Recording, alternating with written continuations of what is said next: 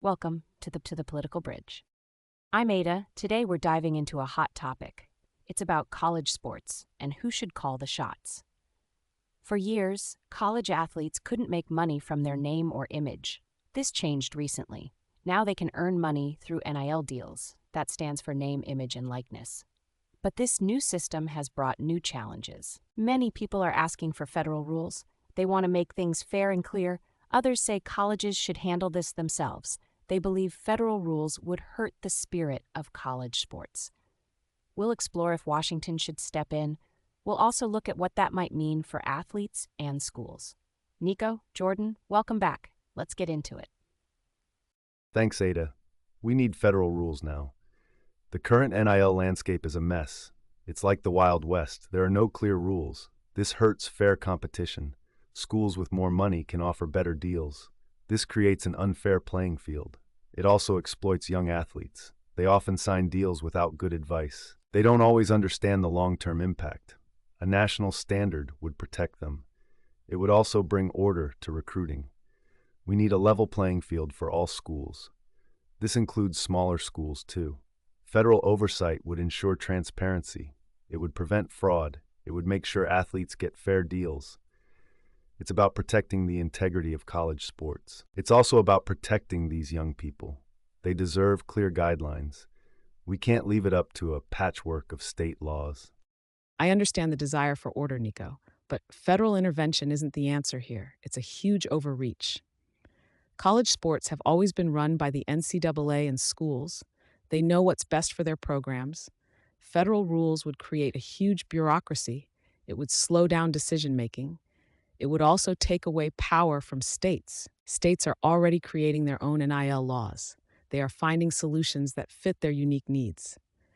We need to let this system evolve naturally. Athletes are finally getting some of what they deserve. Let's not stifle that with heavy-handed federal mandates. This is about athlete empowerment. It's not about making things easier for big institutions. More federal control means less local control. It means less flexibility. It means less innovation. Let's trust the schools and states to figure this out. You both make strong points. Nico, you argue for federal rules to create fairness and protect athletes. Jordan, you believe federal intervention is an overreach. You say it would stifle local control. My first question is this: how would federal rules actually be enforced? Would a new government agency be created? How would it handle the thousands of NIL deals across hundreds of schools?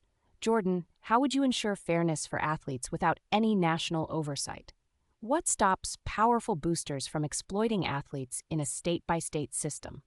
Let's start with Nico. Enforcement isn't as complex as it sounds, Ada. We don't need a new agency. Congress could task an existing body like the Federal Trade Commission with oversight. They already handle consumer protection. Their role would be to set clear guidelines. They would ensure contracts are fair. They would prevent predatory practices. They would also require transparency in reporting deals. This isn't about micromanaging every contract. It's about setting a national framework. It's like how we regulate other industries. We set standards. We ensure fair play. Without this, we'll see more lawsuits. We'll see more confusion. We'll see more athletes getting bad deals. A federal standard would actually simplify things.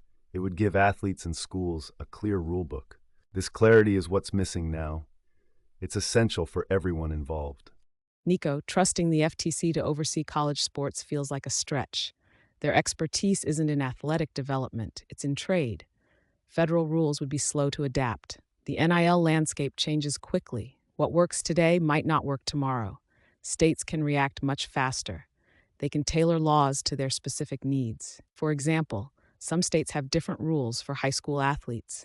A federal one-size-fits-all approach would ignore these differences. As for fairness, athlete unions and advocacy groups are growing. They can help protect athletes. Schools also have compliance departments. They can offer guidance. We don't need the government to step in. We need to empower athletes and their advisors. We need to let the market work. We need to let states innovate. This is how we get the best outcomes for everyone. Okay, let's stress test these arguments. Nico, your argument for federal oversight relies heavily on the idea that a federal body can effectively and efficiently regulate thousands of NIL deals. But the federal government is often criticized for being slow and bureaucratic. How do you ensure that federal rules wouldn't become outdated quickly? How would they avoid stifling the very innovation you say is needed? Jordan, you champion state-level solutions in athlete empowerment. However, you haven't fully addressed how to prevent a race to the bottom. What stops states from creating very lax rules to attract top recruits? This could lead to even more exploitation. How do you guarantee athlete protection across all states without a national baseline? Nico, let's start with your defense. Ada, I understand the concern about federal bureaucracy, but a well-designed federal law can be flexible. It can set broad principles. It doesn't need to dictate every detail. For example, it could require clear contract disclosures. It could mandate independent legal review for athletes. It could set limits on certain types of deals. These are basic protections. They wouldn't stifle innovation. They would create a floor, not a ceiling. The goal isn't to micromanage. The goal is to prevent the worst abuses. It's to ensure a basic level of fairness. This would actually free schools and athletes to innovate within clear boundaries. Without this, we'll continue to see chaos. This chaos benefits no one in the long run. It especially hurts less powerful athletes. Ada, the race to the bottom fear is understandable, but it's also a bit overblown. States have an interest in protecting their student athletes. They want their schools to maintain good reputations. If a state's NIL laws are too lax, it could actually hurt their schools. It could make them look bad. It could make them less attractive to recruits. Also, athlete groups are becoming more organized. They can push for better protections at the state level. We're seeing this already. Many states have strong consumer protection laws. These can apply to NIL deals. We need to trust in the power of competition.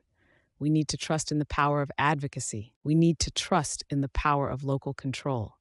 Federal rules would just add another layer of unnecessary complexity. It would remove local accountability. This stress test reveals a core tension. Nico, you're looking for a national standard to prevent exploitation and ensure fairness. You believe the federal government can provide that. Jordan, you're advocating for flexibility and local control. You argue that states and athletes themselves can best navigate this new landscape. Both sides acknowledge the current challenges. But they disagree on the best path forward. It's a classic debate about centralized versus decentralized power. Let's move to closing arguments. Nico, what's your strongest final case for federal intervention? My strongest case is simple: fairness and protection. Without federal rules, we have a fragmented system. This system favors the powerful. It disadvantages smaller schools. It leaves many athletes vulnerable. Imagine a young athlete from a low-income family. They get a complex NIL offer. Who protects them? State laws are too varied. The NCAA has been slow to act. A federal framework would provide a safety net. It would ensure basic rights and transparency for all. It would create a truly national market for NIL. This would benefit all athletes. It would ensure that college sports remain competitive. It would ensure that they remain fair. It's not about big government micromanaging. It's about setting a clear, consistent standard. It's about protecting young people. It's about preserving the integrity of the game. Nico, your concern for athletes is valid, but federal intervention is a blunt instrument. It often creates more problems than it solves. We're talking about young adults. They need education and resources. They don't need more government control. Let's focus on empowering them. Let's focus on giving them good advisors. Let's focus on strengthening state laws. Let's allow the market to mature. We've seen states like California lead the way. Other states are following. This is how progress happens. It happens from the ground up. It doesn't happen from the top down. Federal rules would stifle this progress. They would slow down the evolution of NIL. They would take away the very flexibility that athletes and schools need. Let's trust in local solutions. Let's trust in athlete power. Jordan, I hear your points about state-level innovation, but the reality on the ground shows a different picture. Consider the recent example of the NCAA's attempt to regulate NIL through its own rules, which was swiftly blocked by a federal court injunction. This wasn't federal intervention, but a federal court asserting jurisdiction over a national issue. It highlights that even without direct congressional action, the federal judiciary is already stepping in to address the inconsistencies and potential antitrust violations inherent in a fragmented system.